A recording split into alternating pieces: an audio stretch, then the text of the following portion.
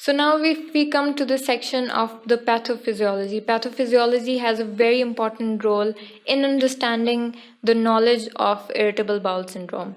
A number of different mechanisms have been shown the implication of the pathogenesis. This includes the abnormal motility of the GI tract, it could be visceral hypersensitivity, and it could be some sort of low-grade inflammation and stress.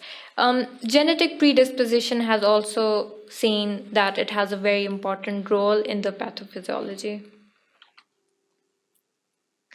So, if we come to the pathophysiology, there are some post infections of the irritable bowel syndrome because of what irritable bowel syndrome erupts. So, these include early life, psychological factors, some physiological factors, irritable bowel syndrome symptoms, behaviors, and outcomes. So, if we talk about the early life, it could be because of some childhood environment, it could be because of some genetic predisposition.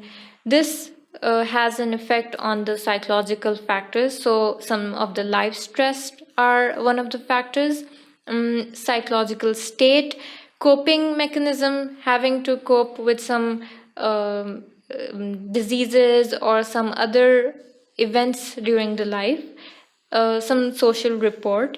And then if we talk about physiology, we are talking about the gastrointestinal physiology, that is the motility of the colon and the sensations of the colon. So this usually happens to have irritable bowel syndrome, and then having an irritable bowel syndrome, you have to experience the symptoms, and then what are your own behaviors of irritable bowel syndrome, and then ultimately what are the outcomes, what are the sort of medications that we can offer to our patients, healthcare visits, the daily functions of life, and the most importantly the quality of life. If you want to see, has the quality of life been compromised due to irritable bowel syndrome? So, if we talk about the main component of the pathophysiology of irritable bowel syndrome, it is the brain gut dysregulation. So, what usually happens is that there is a connection between the brain and the gut, and this dysregulation is one of the reasons why a patient might present with irritable bowel syndrome. So, it plays a very, very important vital role in the formation of the irritable bowel syndrome. So, firstly, if we talk about the brain gut axis, it consists of the central nervous system. So, the central nervous system having the hypothalamic pituitary adrenal axis. So, there is a dysregulation of this side of the nervous system.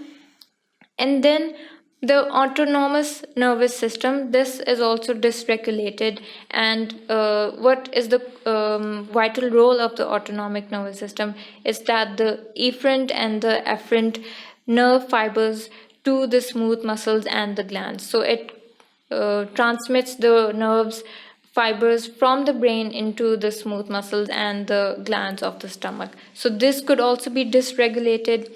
And then having the enteric nervous system that is dysregulated. So enteric nervous system has a communication with the central nervous system with the help of the parasympathetic and the sympathetic system. So this could also be dysregulated and could be the reason why irritable bowel syndrome could occur.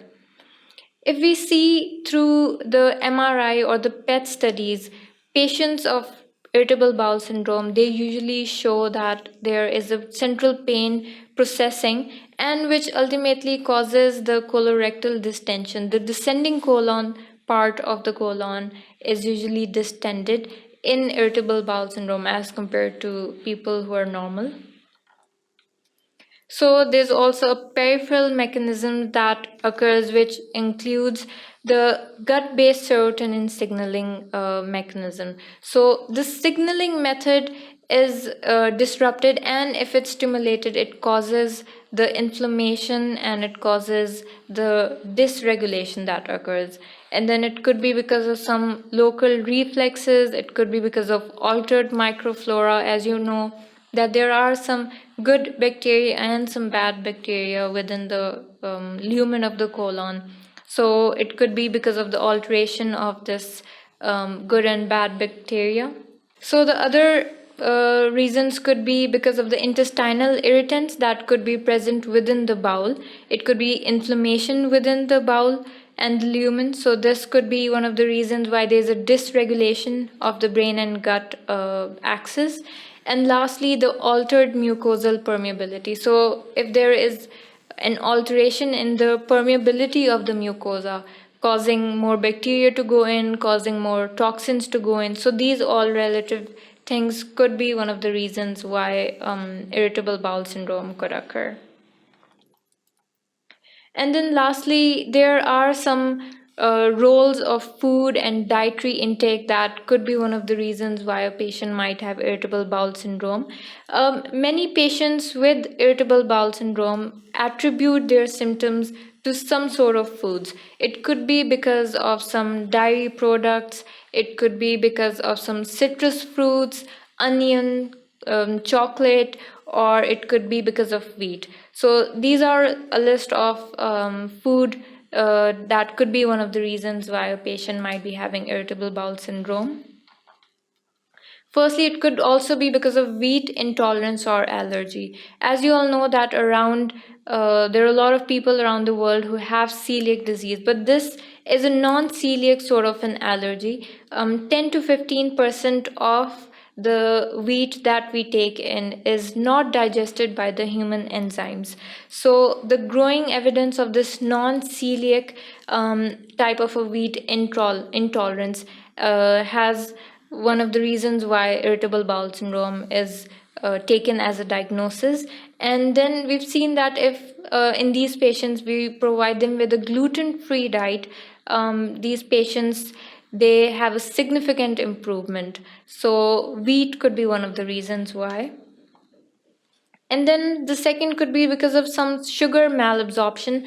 Um, can be confused with lactose intolerance, but the lactose intolerance is a completely different entity. And fructose and sorbitol malabsorption has been seen with irritable bowel syndrome in around 30% of the patients. So these two are one of the main reasons why a patient might be having these altered bowel movements and the symptoms such as constipation and diarrhea.